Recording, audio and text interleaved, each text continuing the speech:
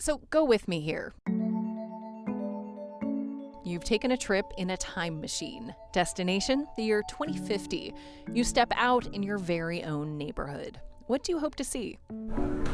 I guess what I would look forward to is a more safe community that is walkable. Transportation would be on the top of that list too. I guess with the flying cars or whatever, so we wouldn't have parking issues and cut down on emissions. Some other issues. Yes. Yeah, cut down on some emissions. This is a group of neighbors from East Point's Egan Park neighborhood. They've gathered at Louisiana Bistro, a local Cajun spot, for one of ARC's future-focused civic dinners. ARC civic dinners are these dinner parties in which people talk about issues important to our region's future. They're fun. You should host one. Anyway, the topic for this Egan Park dinner is the future of East Point and of the entire Atlanta region. And as we'll hear this episode, that future is on the minds of many people, and for good reason. The latest population estimates have Metro Atlanta reaching 8.6 million by 2050. That's adding 2.9 million people, which is the equivalent of Metro Denver coming to town over the next 3 decades. I'm going to give you a moment to process that one. Okay, back with me? So this Egan Park group moves way beyond the flying cars to talk about a lot of things, like their hope for a demonstrated commitment to diversity and equity as the region continues to grow. The sound quality here isn't great, but it's worth a listen. Like right now, they're talking about the developments that are happening with the quarry. But if you go south of I-20, I don't see that same level of development, like the new urbanism, any of that happening here. Most people say history repeats itself. So that's why I say if it's what I expect, it's different than what I want. How do we, as ordinary citizens, get from what we expect to what we want? I mean, Metro Atlanta is not just one city or one county, it's dozens. And we can't even predict everything that's heading our way. E-scooters and all of the issues that we're dealing with. Any planner who told you that they saw that coming, sorry, they're lying. Welcome to Season 2 of What's Next ATL, powered by the Atlanta Regional Commission, where we explore the big new ideas shaping Metro Atlanta. I'm Kate Sweeney. This season, we're focusing laser-like on how to build the communities we want as we head into our future. We'll start this episode with the absolute broadest view of our future, and then take it to our individual cities, neighborhoods, and workplaces, and we'll end up in your house. Not to sound creepy. We begin with a preeminent voice on all this, someone who's an international authority on helping regions like ours plan for the future. Find out what we can expect up next.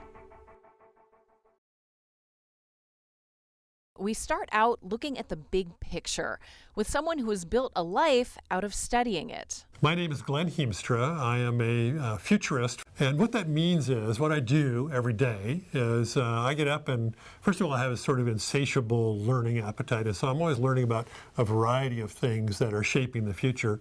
Hiemstra has spent about 3 decades consulting communities and organizations around the world, and he spent a lot of time right here in Metro Atlanta.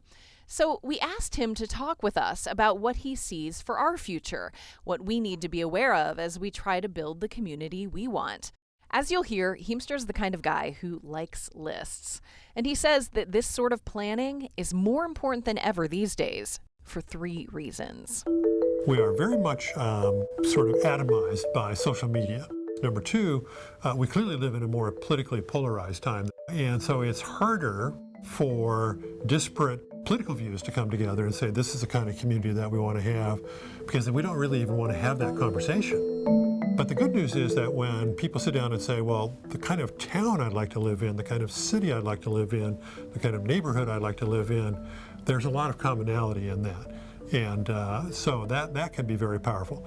And then the final thing I would say is, I think we're entering a period of pretty significant change/opportunity. Now, it's driven by environmental issues, It's driven by economic issues. There's going to be a lot of significant challenges. I heard somebody just a couple of days ago say, we're about to move beyond the concept of wanting to build sustainable communities to building communities that are regenerative, on the concept that we've done a lot of damage, depending on where you look, and we need to regenerate, whether that's regenerative agriculture or regenerative downtowns or regenerative housing or whatever it might be. And that's a really interesting kind of concept, and suggests to me that it's time for a doubling of our effort to say, this is the kind of community that we want to build, say, between now and 2050. It's going to be a real critical time period, I think, in human and community history.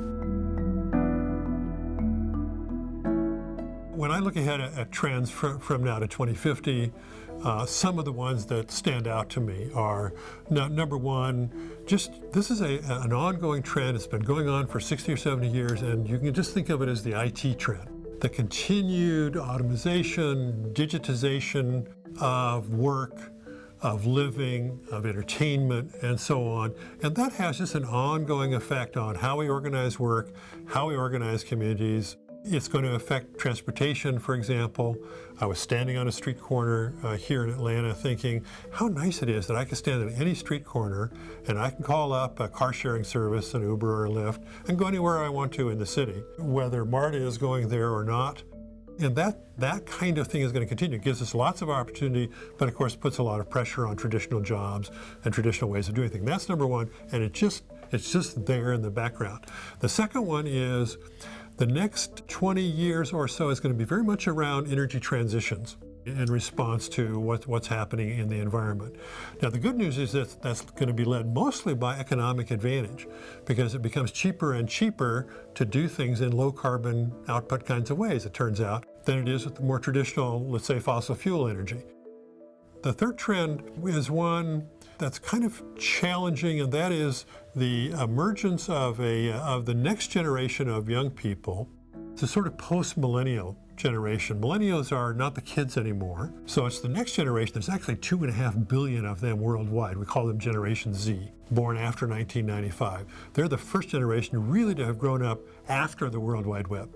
They're much more environmentally conscious. They're much more inclined to want to live in urban areas, or at least metro areas. And they're pretty dissatisfied with the way that things are now. And so engaging them in the conversation about what we want our future communities to be like seems especially valuable and especially important. Some technology innovations that could change how we live include these. Number one, the dream of everybody for the flying vehicle. It's still crazy, but there are continuing efforts, and I was with a research director from NASA not that long ago who says, yeah, there will be personal or small flying vehicles that will be useful in cities to get from here to there at a reasonable cost, and there'll be electric vehicles that are then charged up.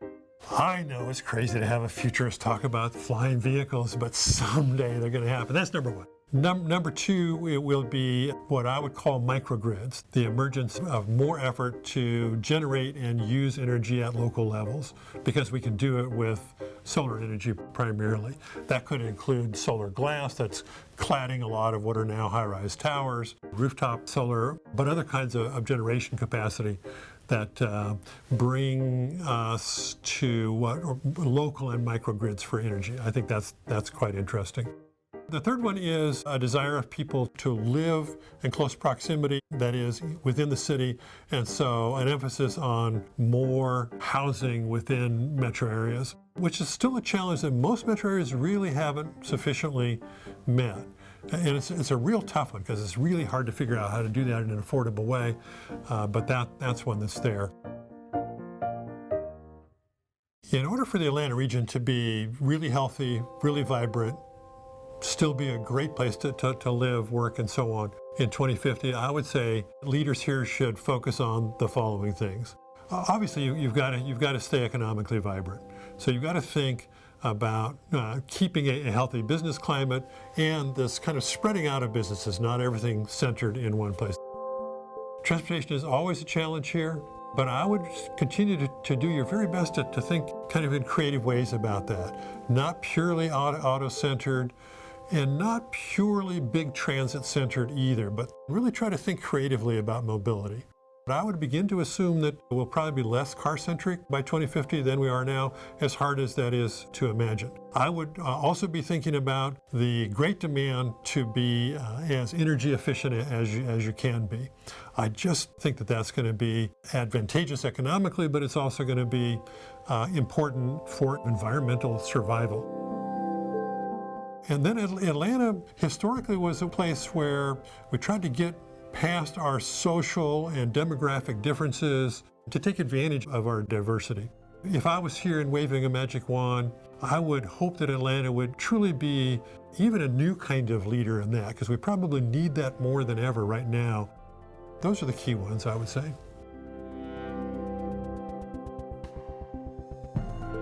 That's futurist Glen Hiemstra. What a job title, right? So that's one version of the long view. Next question is, how do you take the tough step and go from all that visioning to actually creating concrete plans that take that vision into account? That's up ahead. We've been talking about the baby boomers turning 65 for 30 years. And all of a sudden we're surprised that they're doing it.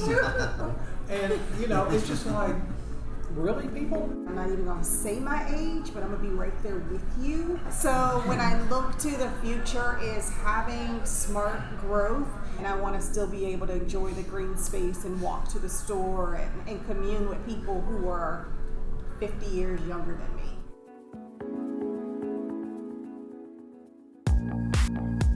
Hey there. As you may know, each week on the show, we ask you a question and then talk about the responses the following episode. And our first question this season, you have taken Marty McFly's DeLorean to future Metro Atlanta. When you step off in 2050, what do you most hope to notice immediately? Let us know. Go to the page for this episode at whatsnextatl.org/podcast and tell us what matters most to you. Results next week. Before we get to our final segment today, I'd like to offer you this bonus segment. We're talking about the future, and as part of its public planning outreach in the 1990s, ARC reached out to elementary school students to ask them to write postcards to the distant year of 2020. Reading these is like cracking open an adorable and sometimes prescient and sometimes sort of heartbreaking time capsule. Here are some excerpts read for you by some kids of 2019. Year 2020. The way I want it to be. I would like for the cars to be different. I would like to have a car that is in the air. I would like for the store to deliver food to my house. I would like to sit at home and watch TV and not go to work. While all of this is happening, I want to be president. I would like for there to be no more homeless people. Dear future, I am so sorry there is going to be a lot of water everywhere you go, because the sun is so hot and that the ice will melt and water is going to be on the floor. I think horses are going to have to fly because of water, and people are going to need jetpacks. In the year 2020, I would like life to be like the Jetsons. In the Jetsons, you order dinner from a machine, and the machine pops out the food. In the Jetsons, there are also moving sidewalks. I also think it's neat how George Jetson's car folds into a suitcase. That's how I'd like life to be in 2020. In the year of 2020, I would like everything to be remote control. When talking on the phone, I would like to see the person I am talking to. Also in the year 2020, there will not be gangs, drugs, guns, or poor people, and everyone will live in a big house. Also, I would like for every child to own a computer that they can speak to instead of typing words on the keyboard. I cannot wait till this year comes. In the year 2020, it would be nice if you could just push a button and your room will be clean or your homework would be done. But I don't think your parents or teachers would be too happy about it. In the year 2020, transportation will be very different than it is today. I think cars will be a lot cheaper and almost everyone will have one. There won't be any trains or buses because everyone will have a car. Oh, I almost forgot, the cars will be solar powered. It's going to be weird. In the year 2020, there will be delivery in McDonald's. All you have to do is call them, give you your order, and they will deliver it. Same for the clothes stores. First, look at a catalog, and then tell them the item number, and it will be delivered the very same day. You won't even have to go out and buy them.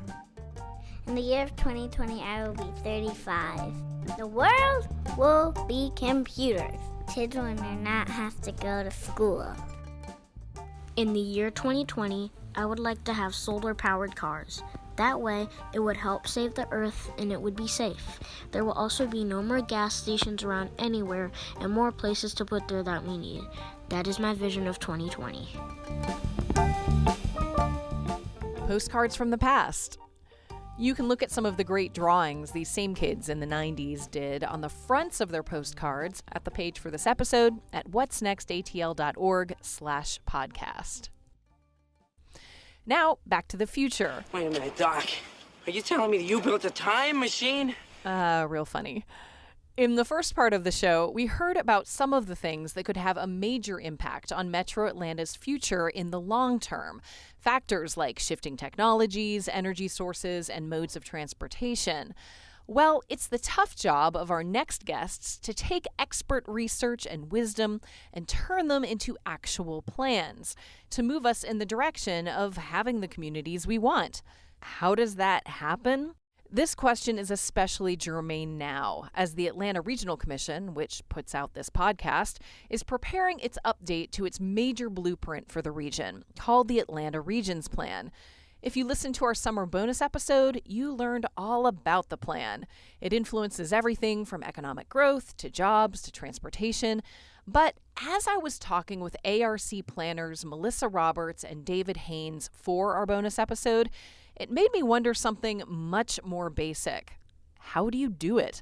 And so I rounded up David and Melissa again, these two are really game, to talk more in depth about how planning takes us from vision to reality.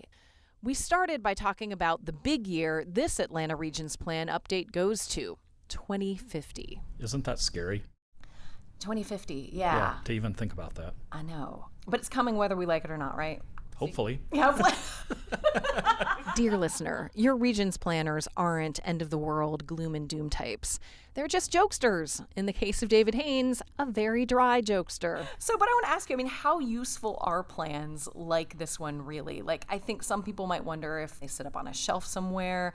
What has planning like this enabled the metro region to do that we wouldn't have otherwise been able to accomplish? Well, we're currently enjoying the benefits of a lot of good planning that was done in the 50s, the 60s, and 70s, the latter half of the 20th century.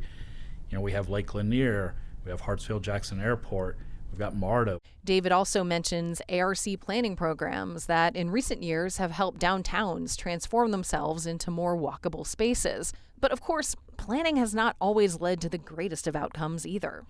We can't see the future perfectly, and sometimes there are unintended consequences, and we're dealing with some of those today. We have issues with congestion and sprawl, income inequality, housing affordability issues, and a lot of that is the direct result of some of those decisions that have been made. So that's our challenge, is how do we address those problems and think about where we want to be 20 and 30 years in the future and start thinking about, what are some of those possible unintended consequences and what do we do to be proactive to mitigate them or prevent them? Yeah, you're actually taking into account a really wide variety of factors that affect the region when doing this planning. And these things interact with each other as well. For example, problems with transportation and housing impact whether or not people are able to get to their jobs. How difficult is long-term planning like this? It's hard. And to say it's hard is almost that's the understatement of the century, right? It's like a moving target. Well, one of the reasons I think long-range planning is so difficult is clearly we're taking on massive challenges, but a real problem is just consensus. Not everybody wants the same thing. Not everybody wants to, maybe some people want the same outcome, but they don't want the same strategies to get there. Who's going to pay for what? So a lot of what ARC is doing is understanding the range of strategies, really speaking with the public and our elected officials and planners to figure out how we can all work together to get to the future we want, but also just the way that we want to go about getting there. And I would say what makes planning right now particularly challenging is we're at sort of an inflection point when it comes to technology and the world is changing, and it's changing very fast. So I think with all of the challenges that we have today, it would be hard enough to plan for the year 2050 if the world looked exactly like it does today. But we know that's not going to happen. And all you have to do is think back. You know, we're talking about looking 30 years in the future. What if you look 30 years back to the year 1990? Think about how different the world is. You know, the internet, first and foremost, still in its infancy at the time. There were no such thing as smartphones. I know. Like me in 1990, I was hanging out with Prodigy. Yes. Which was this internet service with bulletin boards. Mm-hmm. Yeah, AOL chat rooms. You know, and you don't leave the house anymore without checking Waze or Google Maps to see what traffic's going to be like. All those things that you order on your phone through Amazon, how that's impacted the retail landscape and how that's increased truck traffic, you know, with all these deliveries. And that's even before you get into how it's just affected us as a society, how we interact with it, you know, the privacy concerns, the security concerns, all of that. So, you know, what we really struggle with is trying to identify what is that next big thing that's going to fundamentally change how we live, work, and play. Right. Can you tell me? If I knew that, I would be rich and retired. So, like, what do we do about these things then? Like, in all seriousness, what do we do about the things that we can't predict? Like, I guess you think it call them disruptors. What do we do about those things? Well, I think that you try to keep up with, you know, what's happening in the world. You read a lot, you go to conferences, you listen to a lot of different people and viewpoints, and sometimes you're on the forefront of some of this stuff and you see it coming and you can start having policy discussions around them. Other times, quite honestly, you're going to get caught flat-footed. And I think the perfect example right now is if you went back a couple of years and you asked any planner whether they foresaw, you know, the e-scooters and how big they were going to become and how fast they were going to be adopted and all of the issues that we're dealing with trying to figure out how they function as part of an integrated transportation system. Any planner who told you that they saw that coming, sorry, they're lying. And that's just one very specific example, but it's a good example. But trying to figure out, are scooters still going to be here 10, 20 years from now, or is this a passing fad? Will the venture capital dry up? Will there be something even better that comes along that makes these seem passé? Who knows? Right. In just about every conversation I had this season with older people, younger people, policymakers, even kids, e-scooters kept coming up. Man, people want to talk about some e-scooters right now, demonstrating, I suppose, the power of this disruptor. Planners David Haynes and Melissa Roberts joined us for that segment.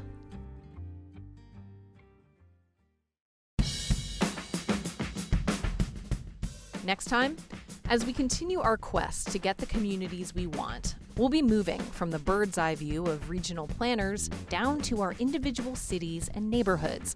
And we'll hear the story of one metro Atlanta city that's pretty famously shifted things up. So now we have young people who, you know, went to Woodstock High School and said, I never want to come back to Woodstock. And then they come back and they're like, oh, this transformation happened and now I'm going to come back and open a business here. One community that's made major transformations and its lessons for the rest of us. That's next time.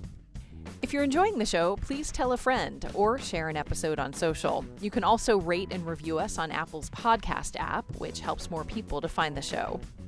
Thanks to all our guests this week, the attendees at the Egan Park Civic Dinner who let us record. And again, have you gone to a civic dinner yet? They're great.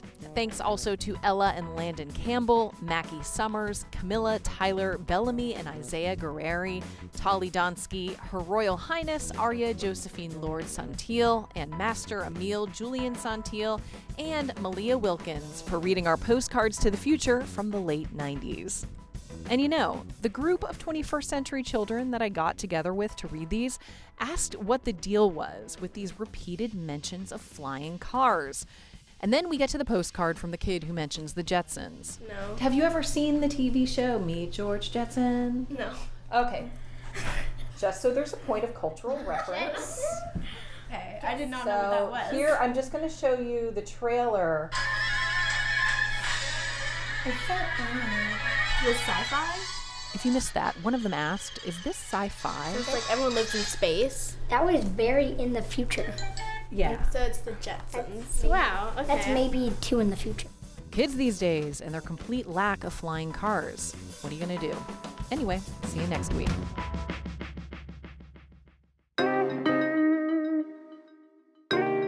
Blackness isn't just about race.